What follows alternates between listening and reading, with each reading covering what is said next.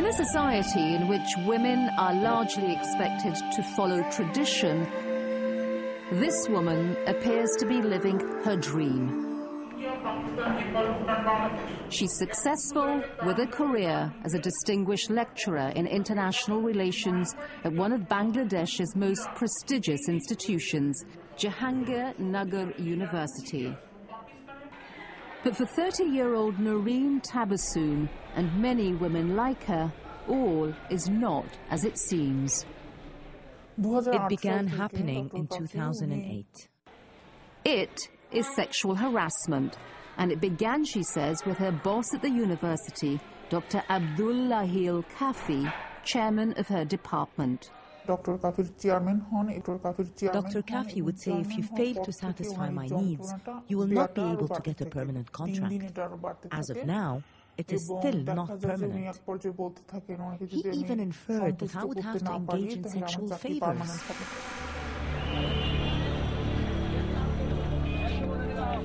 Sexual harassment is common throughout Bangladesh. Experts say, especially in the workplace. But many of the nation's women are starting to fight back, demanding justice and pushing for new legislation to punish perpetrators. Joining the fight is Noreen, who says the harassment was so difficult at the beginning that even her husband, Tamed Ahmed, could offer her little solace. I told her that she had just started a new job. These things happen. Everything will be okay. But it wasn't. The harassment only became worse, she says. In 2009, new lecturers joined the department. Dr. Kafi used the help of these junior teachers to harass me further. Noreen says that she complained to the Vice-Chancellor against Dr. Kafi 5 times, both verbally and in writing. When that didn't work, she, together with 30 female colleagues who supported her cause, stormed the Vice-Chancellor's office. Even her husband lodged complaints. But Dr. Kafi's actions only became bolder, she says, calling her at home. He wanted to come to my house and ask me if anyone else was at home. When I replied that my mother-in-law was inside, he suggested that I send her away. I asked, why should I do that?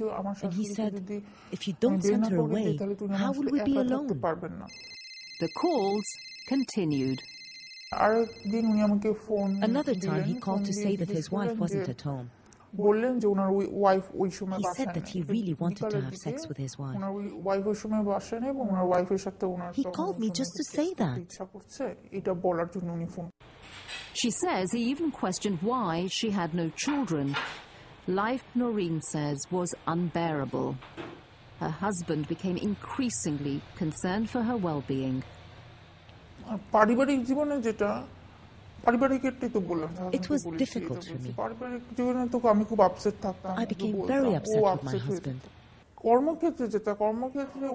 easily irritated by my students. অত্যন্ত দুঃখজনক বিষয় একটা আমার সর্বোচ্চ শিক্ষা প্রতিষ্ঠানের শিক্ষিত মেয়ে হয়ে আরেকটি প্রতিষ্ঠানে শিক্ষিকা হিসেবে নিয়োগ পাওয়ার পরেও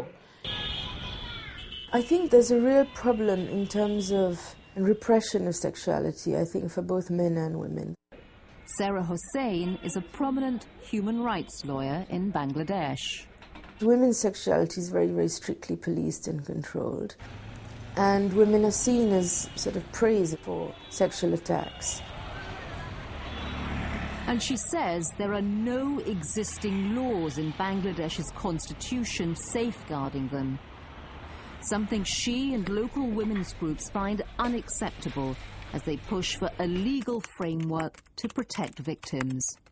We see a legal system which is overburdened, under-resourced, in some places really on the verge of collapse. But progress was made when, in May 2009, Bangladesh's High Court approved a set of guidelines against sexual harassment in response to a case launched by 4 female students at Noreen's university against a different teacher. These guidelines, which require all workplaces to guarantee victims' anonymity and to establish mixed gender committees to hear complaints, are now mandatory throughout the country. It's very hard to really make sure you can get justice for people. So when you do get cases which make a difference, that's very, very exciting. And it was very exciting for Noreen, who, empowered by the new guidelines, enlisted Sarah Hossain in her struggle. She too would present a case to Bangladesh's High Court. But just as the case was taking hold, unexpectedly, the university made public the names of the victim and Dr. Kafi. Which was pretty extraordinary, given that the guidelines lay down expressly that you cannot name either party to a sexual harassment investigation during the pendency of the investigation. Noreen says attempts to coax her into withdrawing her complaint soon followed. They asked my father to encourage me to withdraw it, but he didn't listen to them. The fact that both her husband and her father backed her up made it possible for her to proceed with her complaint or to have it taken seriously. Serious enough that she finally got her day in court in May 2010. Then came a frightening call. I was threatened that if I didn't withdraw it, I would be abducted or even killed. Noreen says she still doesn't know the identity of the anonymous caller. Angry, she fought back, reaching out to the media to share her story. If you conceal this, it will increase every day. Everyone has to speak out. This is why I'm speaking out. And her voice was being heard. Cases like these and numerous incidents of stalking young schoolgirls prompted a push for a new parliamentary law that would define sexual harassment as a criminal offence. The government has a total stand of zero tolerance towards any kind of violence against women. Bangladesh's Minister of Women and Children's Affairs, Dr. Shireen Chowdhury. There is no scope to engage in violence against women or in this kind of offence and get away with it. Dr. Chowdhury hopes her government, which is party to CEDAW, the United Nations Convention on the Elimination of Discrimination Against Women, will pass the law, which is currently under review. And we are trying to insert another clause there which will sort of give more explanation about what amounts to sexual harassment and with a specific punishment for that. As for Noreen's case, months later, a verdict was reached. She won. The High Court stated that she should be protected from any further incidents of sexual harassment. And the accused, who declined a request to be interviewed for this report, continues to deny the allegations. Dr. Kafi has been demoted. If I was not able to remove him, at least he was demoted from his position. Noreen says while it's a victory, she still feels tension at work, but she believes the fight was well worth it. Girls and women must come forward. If they don't do this, it will continue. Society will always try to break the spirit of the girl, but it has to be dealt with courage.